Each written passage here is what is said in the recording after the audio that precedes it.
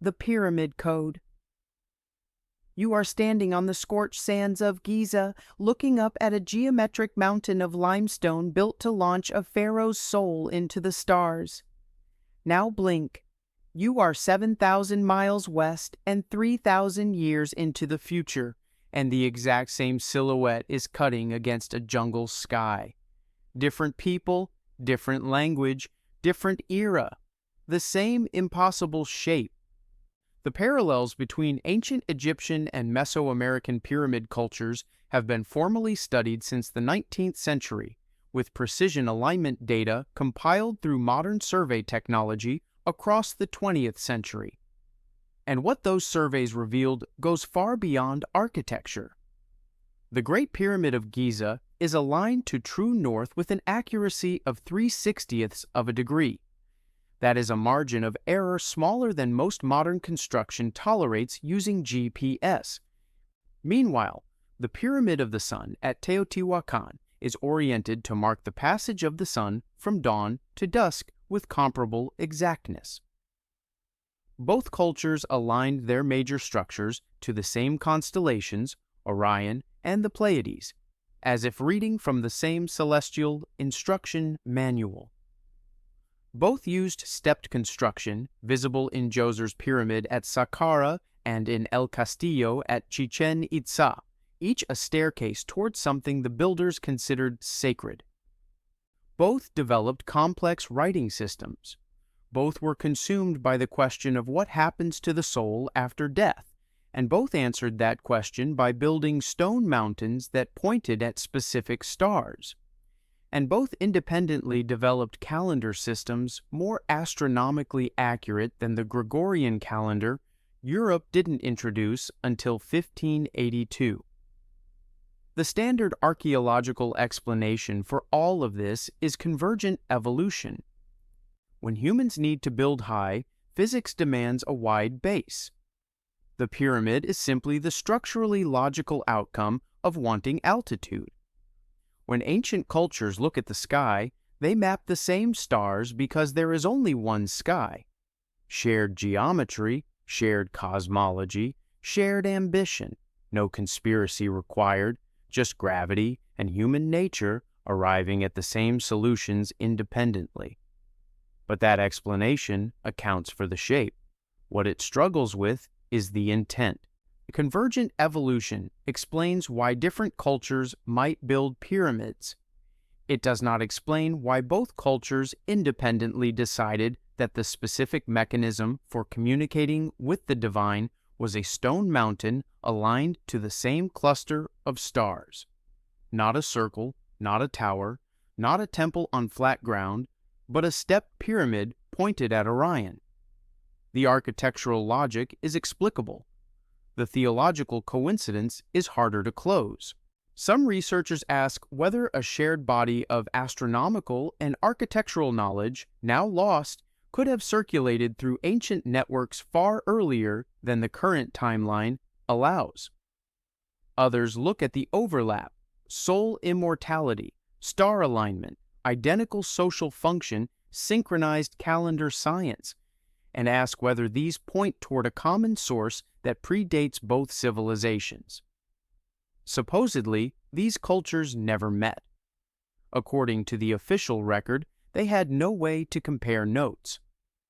But the notes are identical. We may never know whether this was parallel genius or inherited memory.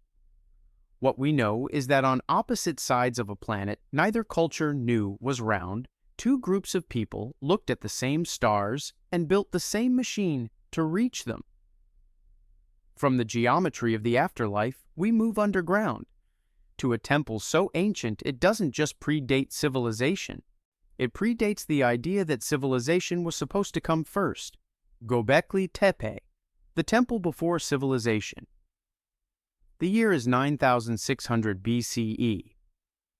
On a barren hilltop in southeastern Turkey, someone is carving a fox into a limestone pillar the size of a small house. Not scratching, carving, with precision, with intent, with artistic judgment. This is 6,000 years before the wheel, 5,000 years before Stonehenge, 4,000 years before the first Egyptian pyramid. And according to everything we thought we knew about how human civilization develops, none of this should be happening yet. German archaeologist Klaus Schmidt began systematic excavation at Göbekli Tepe in 1994, after the site had been dismissed as a medieval cemetery by surveys conducted in the 1960s. What he found beneath the surface erased that dismissal completely. Radiocarbon dating confirmed construction between 9,600 and 8,200 BCE, making the site at least 11,600 years old, the oldest known temple on Earth by a margin that staggers the imagination.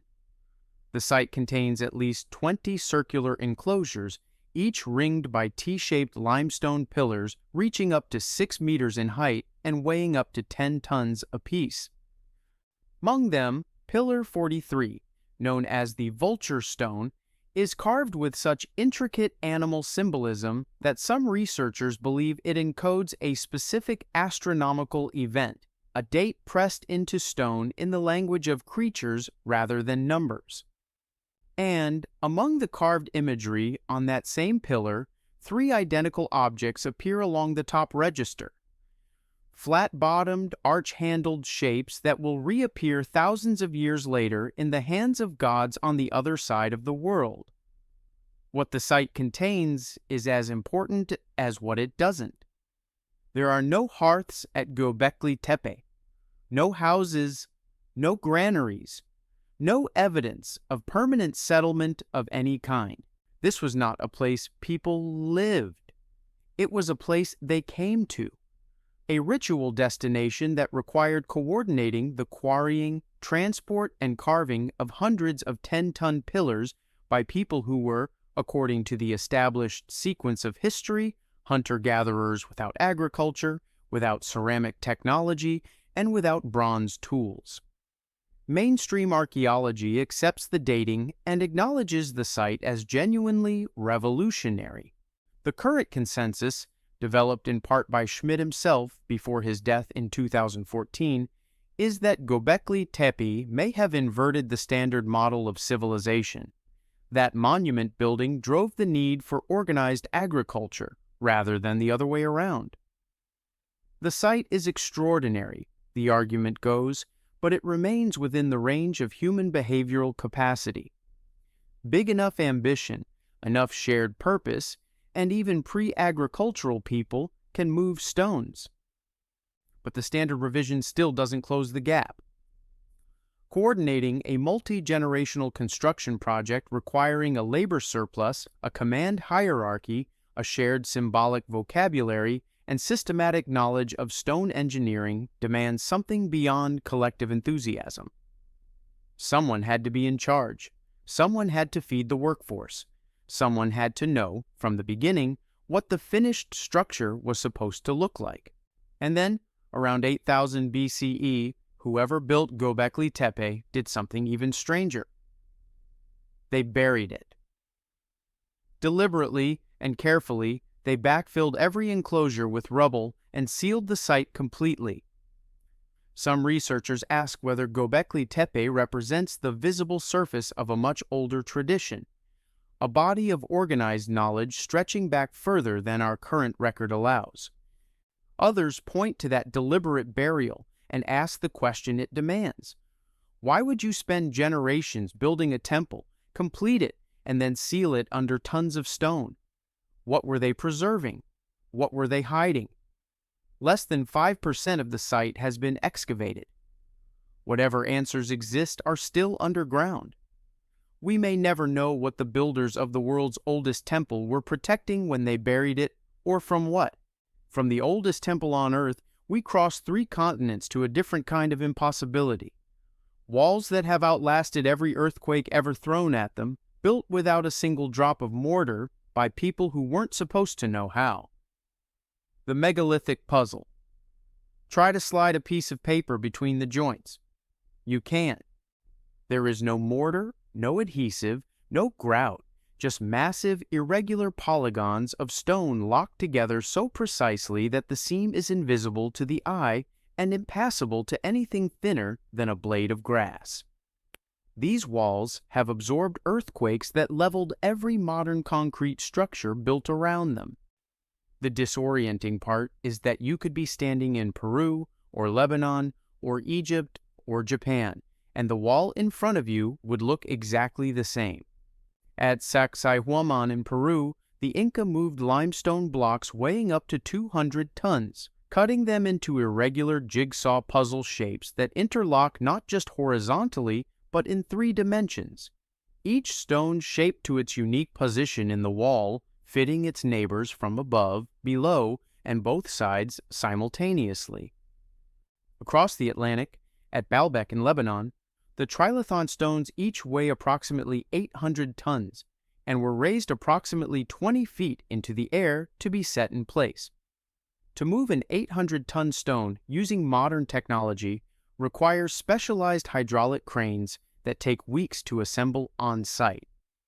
The ancient builders of Baalbek left no record of the mechanism they used.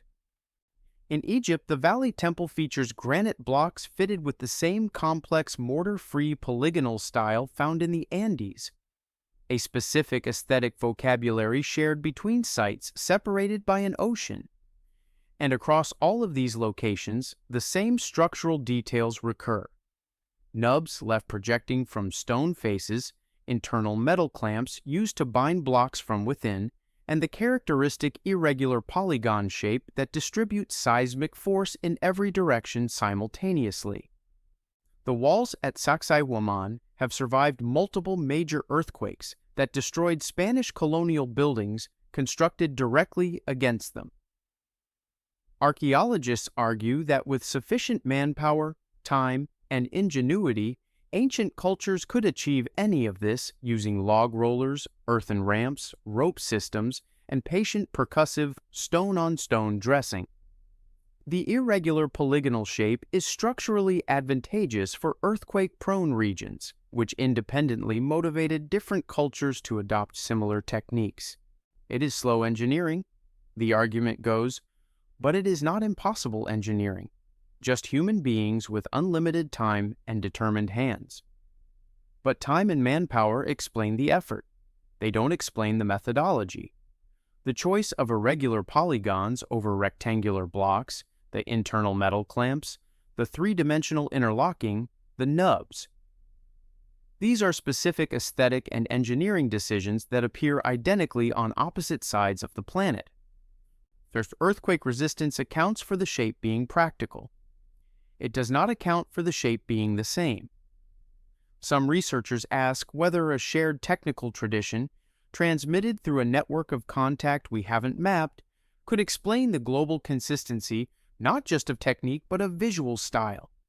Others point to the metal clamps, found holding blocks together internally at both Andean and Egyptian sites, and ask whether this represents a specific piece of engineering knowledge that traveled rather than appeared twice. If these cultures never met, why did they solve the same problem with the same tools, in the same aesthetic register, down to the ornamental details? Was there a lineage of builders whose record we simply haven't found? The walls are still standing. The explanation, supposedly, is still being assembled. From stones that challenge our engineering, we turn to a symbol that challenged something deeper. A creature that biology programmed us to fear, and that every ancient civilization on Earth decided to worship instead. The universal serpent god. In the animal kingdom, the snake is the enemy.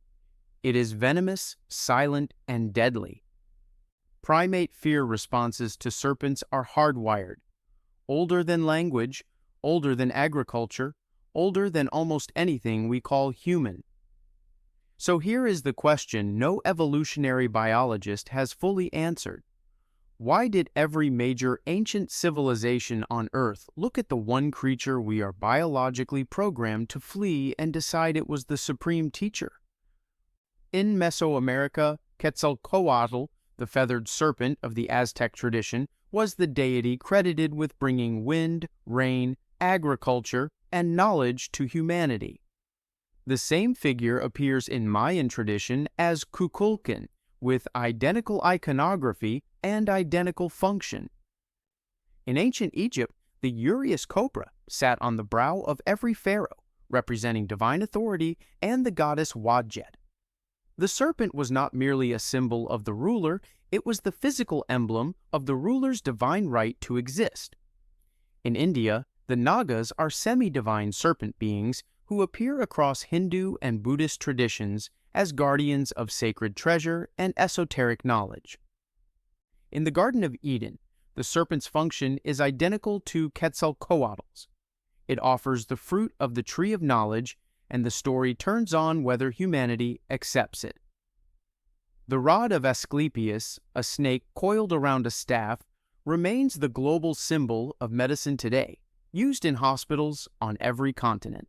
And in ancient Chinese tradition, the creator deities Nuwa and Fuxi, credited with fashioning humanity itself, are depicted with human upper bodies and intertwined serpent tails forming a double helix pattern that visually echoes, with striking precision, the molecular structure of DNA. Scholars explain the serpent's universality through biology and metaphor. Snakes shed their skin and apparently return from death, making them a natural symbol of rebirth and cyclical time. They live underground, close to the perceived boundary between the living world and whatever lies beneath, which makes them a natural bridge between life and death. They are simultaneously dangerous and hypnotic, a potent dual symbol that any culture, independently, might reach for when representing the force that gives and takes in equal measure. But the biological metaphor explains a snake that crawls. It does not explain a snake that flies. Quetzalcoatl. Kukulkan, the winged serpents of Mesopotamia. These are not abstractions drawn from watching reptiles in the grass. These are creatures of the sky, feathered, airborne, moving overhead. Snakes don't fly. So what were these cultures watching above them that they consistently described as a serpent with wings? Some researchers ask whether the flying serpent represents an observed astronomical phenomenon, a comet, an atmospheric event, a meteor trail crossing the sky in a long, sinuous arc. Encoded in reptilian imagery because the motion matched the only creature that moved that way on the ground. Others look at the double helix iconography of Fuxi and Nuwa and ask whether it represents an intuition about the fundamental structure of life that our ancestors expressed symbolically thousands of years before molecular biology found the words. According to the mainstream record, these cultures had no contact. According to the carvings, they had the same vision. We may never know what they were looking at when they looked up. From the sky above the ancient world, we descend to the ocean. In the oldest nightmare our species shares, preserved in the same words on every continent, in every language. The global flood myth. Close your eyes and picture the end of the world. Not fire, not war, not slow decay. Water, a wall of water so high it swallows the mountains. A storm that drowns the last human cry and leaves only silence and a flat gray ocean stretching in every direction to the edge of everything. This is the oldest terror our species carries. And the part that should stop you cold isn't that we tell this story. It's that every single one of our ancestors, no matter where on earth they lived, told the exact same one.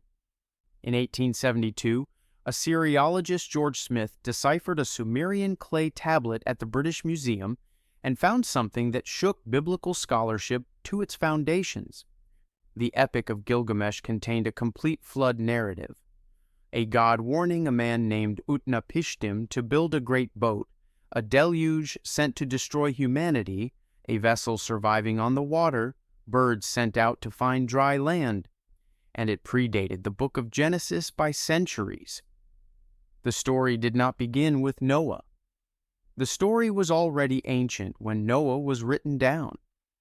In India, the Matsya Purana tells of Manu, the first man, warned by a fish to build a ship and survive a coming deluge.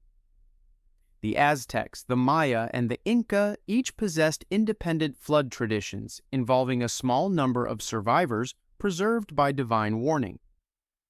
The Gong Gong myth in China describes a great flood that lasted 2 generations. Indigenous traditions of North America, Aboriginal Australian oral history, and Norse mythology all carry their own flood narratives, independent in language, culture, and geography. And buried inside many of them are specific details that have no business being consistent. Birds sent ahead to locate dry land, the vessel coming to rest on a mountain peak. These details appear in Gilgamesh, in Genesis, in Hindu tradition, and in Pacific Island narratives passed down across thousands of miles of open ocean. Geologists and anthropologists explain the flood myth through local catastrophic events. The Black Sea flooding around 5600 BCE, regional tsunamis, the dramatic sea level rise at the close of the last ice age. Any of these could have generated a flood tradition powerful enough to survive across generations. Human cultures, the argument goes, independently reached for the same metaphor. The flood as divine punishment, divine reset, divine selection. The narrative structure is psychologically universal. But local floods don't produce globally synchronized narrative architecture. A regional inundation explains why coastal cultures remember water. It does not explain why inland cultures far from any ocean share not just the theme but the specific plot mechanics. The advance warning, the boat, the birds, the mountain. The overlap extends beyond metaphor into what looks uncomfortably like the transmission of a single shared account. Some researchers, including geologist Robert Ballard, whose 2000 expedition to the Black Sea found evidence of submerged ancient settlements, ask whether a single catastrophic flooding event, possibly the rapid inundation of coastal lowlands at the end of the last ice age, was witnessed by a globally distributed human population and carried by survivors into every culture that descended from them. Others ask the question the evidence keeps circling. If these are not local floods, were there once enough people, connected enough, standing in the same place to share one catastrophic memory before the water scattered them across every continent? We may never know. But the birds keep finding land. The boat keeps resting on the mountain, in every language, in every story, in the same words. From a shared catastrophe written into story, we turn to a shared obsession written directly into bone. Elongated skulls. Imagine looking at your newborn child and deciding their head is the wrong shape.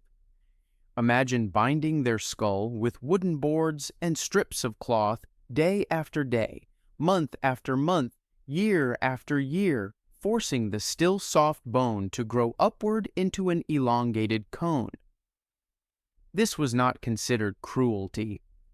In cultures spread across every continent, it was the ultimate mark of belonging to the divine class. The question that has never been satisfactorily answered is this: who were they trying to look like? Peruvian archaeologist Julio Tello first systematically documented the elongated skulls of the Paracas culture in 1928, recovering hundreds of specimens from coastal burial sites dated to approximately 3000 through 200 BCE. The Paracas skulls are dramatic. Cranial volumes measurably larger than those of average modern humans, extended upward into a shape that is unmistakably intentional. But the Paracas were not alone. Ancient Egyptian tomb art depicts the pharaoh Akhenaten and several members of his royal family with dramatically elongated skulls, consistent with deformation practiced in early childhood.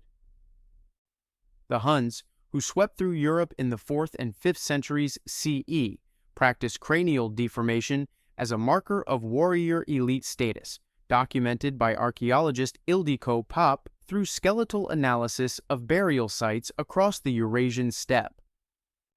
The Chinook tribes of the Pacific Northwest, The Mangbetu people of the Democratic Republic of Congo and the Alans of Central Asia all independently practiced the same modification, producing the same shape, and in every case associating that shape exclusively with royalty, priesthood, or divine lineage, never with common populations. The procedure requires binding within the first months of life, before the cranial plates fuse, which means it demands organized cultural knowledge of infant development, a commitment sustained across generations, and a strong enough motivation to accept the risks of death or developmental damage that the process carries. Anthropologists explain cranial deformation as a marker of social stratification and group identity. Modifying the skull from infancy signals nobility from birth. The mark is visible, permanent, and impossible to fabricate in adulthood. An elongated head makes an individual appear taller and more imposing, reinforcing hierarchical authority. Similar pressures, the argument goes, independently motivated isolated societies to adopt extreme body modification, just as tattooing, scarification, and other permanent practices emerged independently across the world. But social stratification explains the impulse to modify. It does not explain the choice. Modification practices vary enormously. Stretched necks, flattened foreheads, bound feet, filed teeth. Every culture had options. The selection of the upward elongated cone as the specific shape of divinity is not the only available answer to the question of how a ruler should look. Something made cultures on every continent, cultures with no documented contact, agree that the elite human form reached upward and that something has never been identified. Some researchers ask whether the elongated skull shape was not invented by these cultures but imitated, whether the priests and rulers of the ancient world were attempting to replicate the natural appearance of figures they considered ancestral or divine. If so, what did those figures look like? And why did peoples as geographically separated as the Congo Basin and the Peruvian coast reach the same conclusion about the shape of power? We may never know whether this was fashion, theology, or something stranger still. But the skulls are there, in the museums, and the shape is the same, and no one has explained why. From the shape of power written on the human body, we travel to an object held in the hands of power, an object that appears in the art of gods on 4 continents and has never once been found in the ground: the god's handbag. Walk through any museum of ancient art. Let your eyes move past the faces of the gods, past their weapons, past their elaborate crowns and ceremonial robes. Look at their hands. Look carefully at what they are holding. Across cultures separated by thousands of miles and thousands of years, the most powerful divine figures in the ancient world are carrying what looks unmistakably like a purse. Flat-bottomed, arch-handled, held casually at the side, the way you might carry something you never put down. Once you see it, you cannot find a way to unsee it. The motif appears at the oldest confirmed location first. At Göbekli Tepe, dated to 9600 BCE, Pillar 43 clearly depicts 3 identical objects arranged along the top register. Flat-bottomed, arch-handled shapes that have no satisfying explanation within the context of a pre-agricultural ritual site. Thousands of years later, in ancient Assyrian art, the Apkallu, the 7 sages credited with bringing civilization to humanity, are carved holding a pine cone in one hand and a square-bottomed, arch-handled bag in the other. This composition is not a single carving. It is repeated hundreds of times across different Mesopotamian sites spanning centuries. Cross the Atlantic to La Venta, in Mexico, and Olmec Monument 19 depicts a figure holding an object of identical shape and proportions to the Mesopotamian version. The same flat base, the same curved handle, the same casual grip. In New Zealand, Maori mythological tradition preserves accounts of baskets of knowledge brought down from the heavens by divine figures. The object always appears in the hands of the most powerful entities depicted. Never a servant, never an ordinary human. Always the figure at the top of the cosmological hierarchy, holding this specific thing in this specific way, as if it were a badge of office. Archaeologists and art historians identify the object as a situla, a ritual bucket used in ceremonial context to carry holy water, sacred oil, or seeds. The situla is one of the most basic containers humans have ever made, and its arch handle over base shape follows naturally from function. Its appearance in divine iconography, the argument goes, reflects the centrality of water, fertility, and agricultural abundance to ancient ritual life. It is a container. Containers are universal. But if this is simply a bucket, why does every god carry it? Ancient art is full of containers, jugs, bowls, baskets, jars, in 100 different shapes. Only this specific arch-handled form achieves global divine status across cultures that supposedly had no contact. And why does it appear at Göbekli Tepe, where agriculture had not yet begun, in a context where no situla function is archaeologically supported? The object predates the civilization it supposedly symbolizes. It appears before the crops it supposedly celebrates existed. Some researchers ask whether the consistency of the object, in shape, in proportion, and in the identity of those holding it, suggests it was a real object with a specific function that was known to the figures depicted and preserved in their portraits. Others note that despite appearing in hundreds of carvings across 4 continents and 12,000 years of human art, no physical example of this object has ever been recovered archaeologically, and ask what that absence means. Was it too significant to bury? Too fragile to survive? Or are we looking at a portrait of something that was never made of stone and never left a trace in the ground? What the gods of 4 continents were carrying, we still don't know. From the object in the hand of every god, we turn to the mark above every temple. A symbol so ancient and so universal, it predates every religion that later tried to claim it. The worldwide swastika. Erase the last 80 years of history from your mind. Set aside everything the 20th century made of this shape.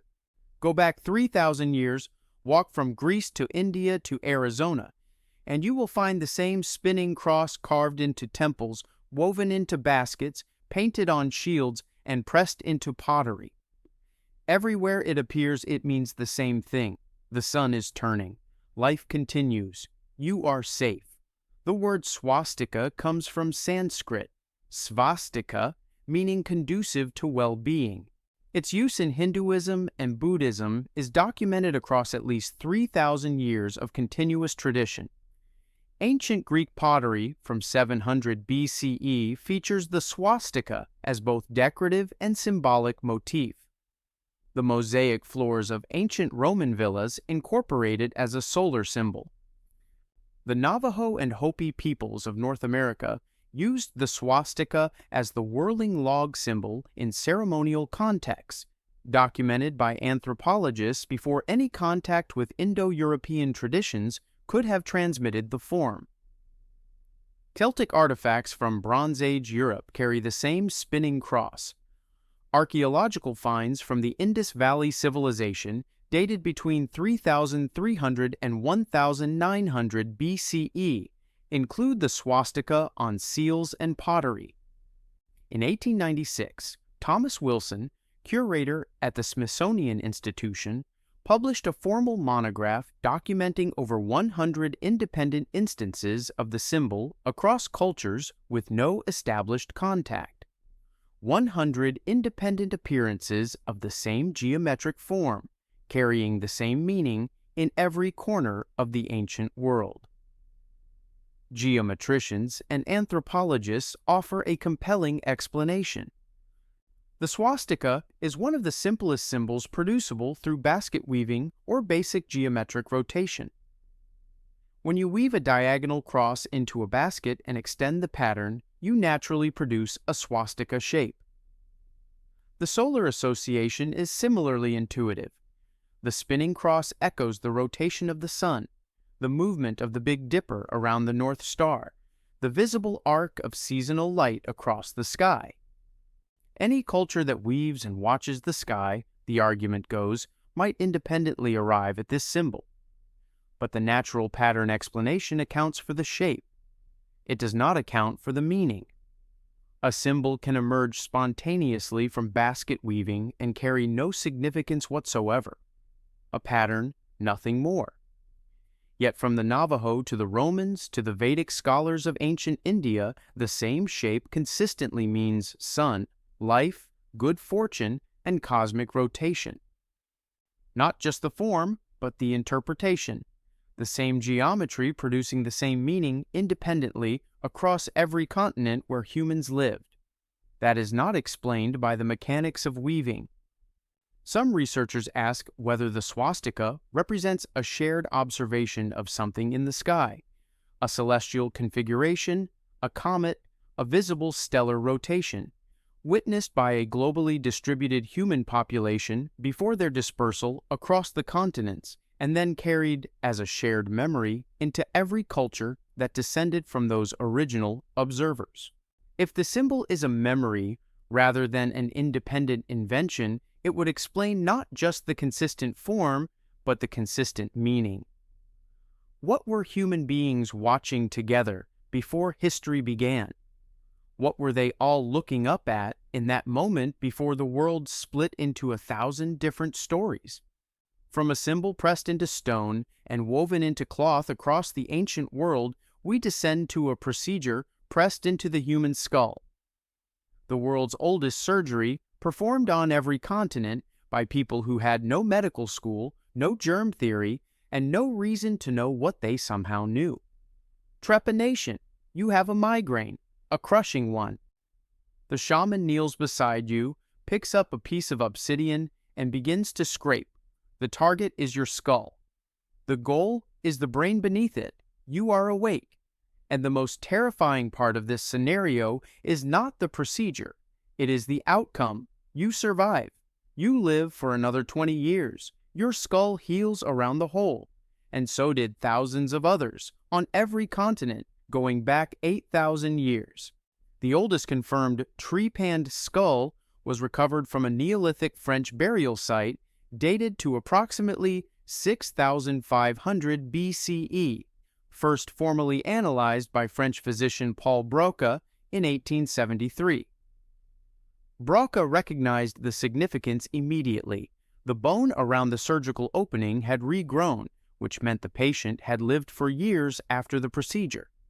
This was not ritual mutilation of the dead.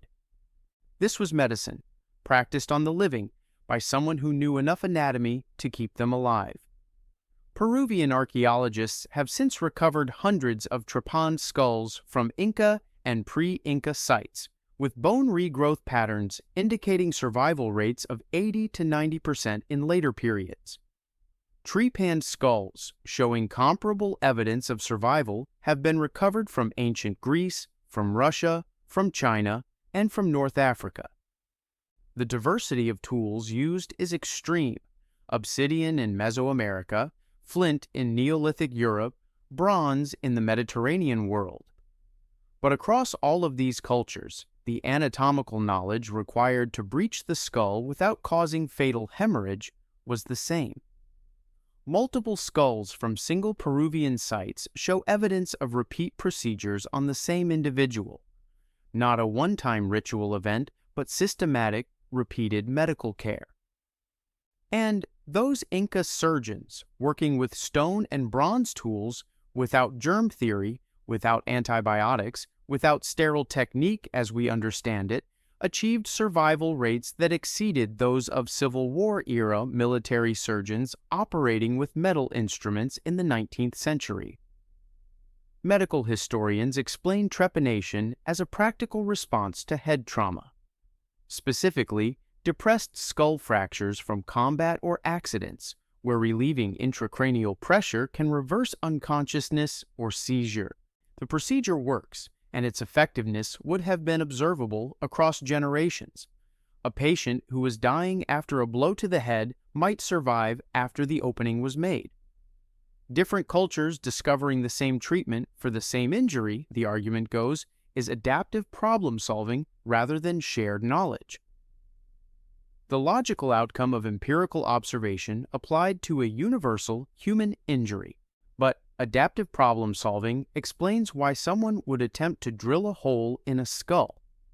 It does not explain how they achieved 80 to 90% survival without any of the tools we associate with that outcome.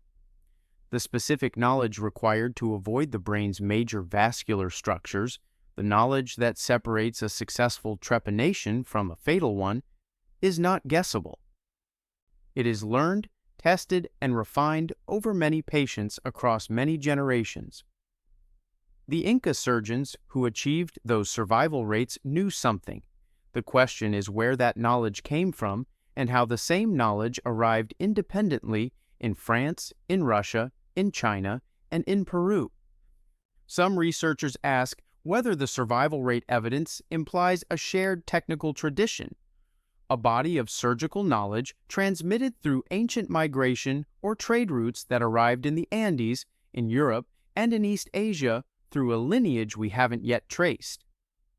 Others note that the specific anatomical precision required to save the patient appears identically across cultures with no documented medical exchange, and ask whether there was something that functioned like a medical manual, a transmitted body of practical knowledge that crossed oceans before the ocean crossings we have records of.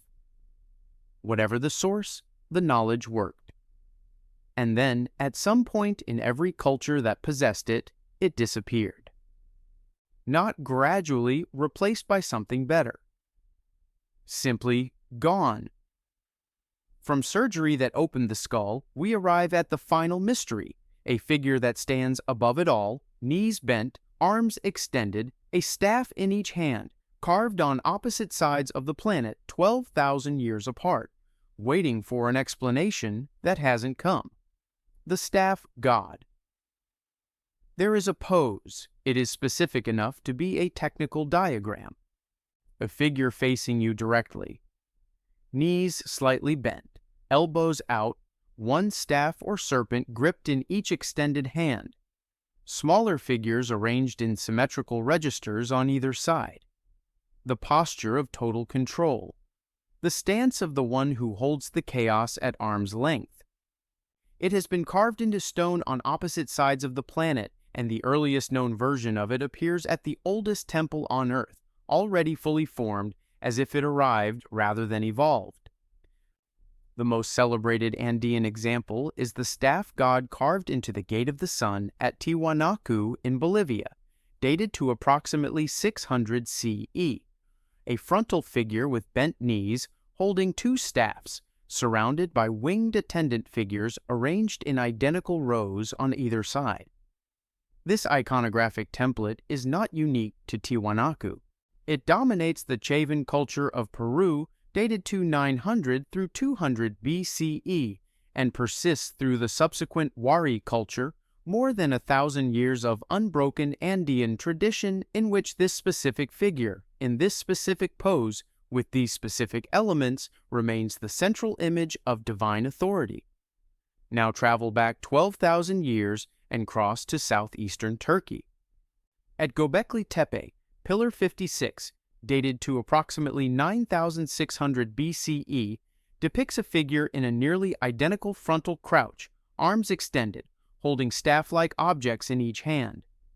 The same compositional template, frontal figure, symmetrical arm extension, objects in each hand, subsidiary figures arranged in registers, appears in the Master of Animals motif across ancient Mesopotamian and Greek art. Art historians have identified this as one of the most persistent iconographic templates in all of human history. The motif spans at minimum 12,000 years of continuous or parallel appearance across at least 4 distinct civilizations on 3 continents. Art historians explain the composition through the logic of symmetry and power display. Symmetrical arrangements communicate stability and authority. Balanced, confrontational, immovable. 2 hands, 2 staffs, a centered stance. Frontality signals dominance. These are universal principles of visual communication that any culture, independently, would reach for when trying to depict a supreme being. It is good design, not shared ancestry. But good design explains the general idea of a powerful, symmetrical figure. It does not explain the specificity of this one. The bent knees rather than a standing posture. The staffs rather than weapons. The wing subsidiary figures arranged in identical registers rather than simply flanking the central figure. The posture of control rather than aggression. This is not a general template for depicting strength. It is a precise iconographic formula that repeats with the specificity of a technical blueprint applied across 12,000 years and thousands of miles. And it appears fully formed at Göbekli Tepe at the very beginning of the record, not as a primitive sketch that later evolved into something refined. Already complete, already detailed, already the specific image it will remain for 12 millennia. Some researchers ask whether the staff god is not a stylistic convention, but a portrait, a depiction of a specific figure, or a memory of a specific figure so foundational to ancient human experience that cultures on opposite sides of the planet preserved his image long after they forgot everything else about him. If the version at Göbekli Tepe is the original, what was he? A leader? A teacher? A memory carried by dispersing populations into every corner of the world after the Ice Age ended, pressed into stone by every culture that inherited the story, even as the name behind it faded? The pose is too specific to be coincidence. The timeline is too vast for simple transmission. And yet here he stands. In Bolivia, in Turkey, in Mesopotamia, knees bent, staffs raised, looking directly back at us across 12,000 years of silence, 10 items, 10 impossibilities, and when you pull back far enough to see them all at once, the same shape keeps appearing. A specific piece of knowledge, architectural, surgical, symbolic, astronomical, shows up on multiple continents, in multiple eras, among cultures the historical record insists had no contact with each other. The knowledge is too specific to be coincidence. It is too widespread to be local invention. And the standard explanation, each time, is convergent evolution. Humans are fundamentally the same everywhere, so they independently arrive at the same solutions. That explanation is not wrong. It is internally coherent, and for many of these cases, it accounts for the basic phenomenon. What it struggles with, consistently, is the precision of the parallels. Not just that pyramids appeared in 2 places, but that both sets of pyramids pointed at the same constellations. Not just that flood myths exist everywhere, but that the birds and the mountain appear in the same sequence on every continent.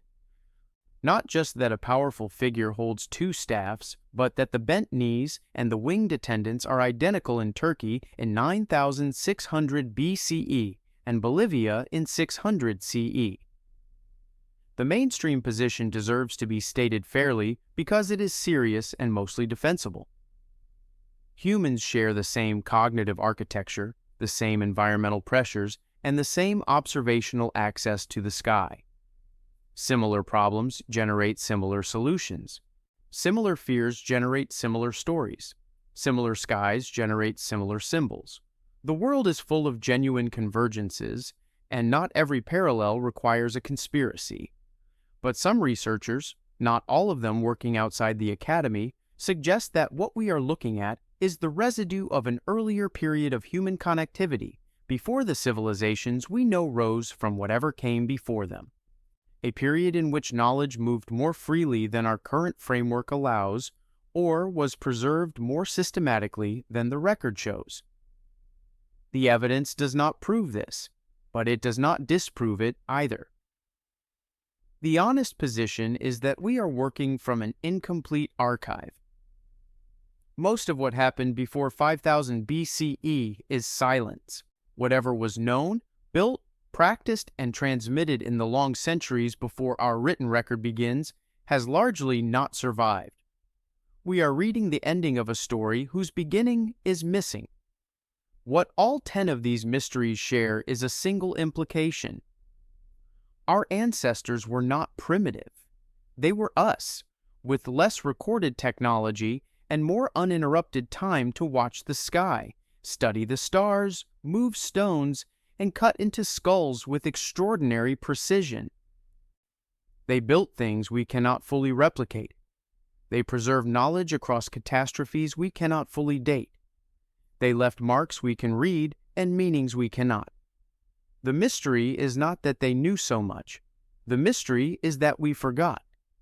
Most people walk through a museum, read the label beside the carved pillar or the tree-pan skull, and move on.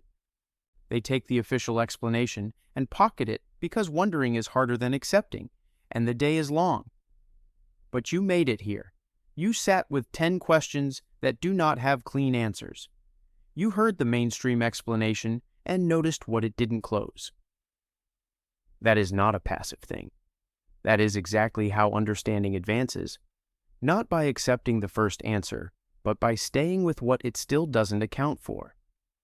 If one of these 10 cracks something open for you, a connection you hadn't made before, a detail the mainstream answer walks past without stopping, go to the comments and defend it.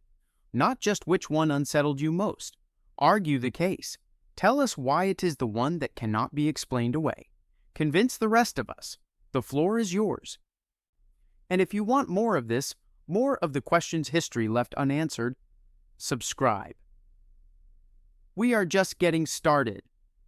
Thousands of years ago, someone pressed a palm against a cave wall and blew ochre across it, a negative space that said quietly and permanently, "I was here." But look past the handprints, past the animals and the abstract signs, and stranger things emerge. Pyramids on opposite sides of a planet neither builder knew was round, aligned to the same stars. Walls of interlocking stone that have outlasted every earthquake. A figure with 2 staves carved first in Turkey 12,000 years ago and last in Bolivia 600 years before Columbus arrived. The same silhouette, cutting against a different sky.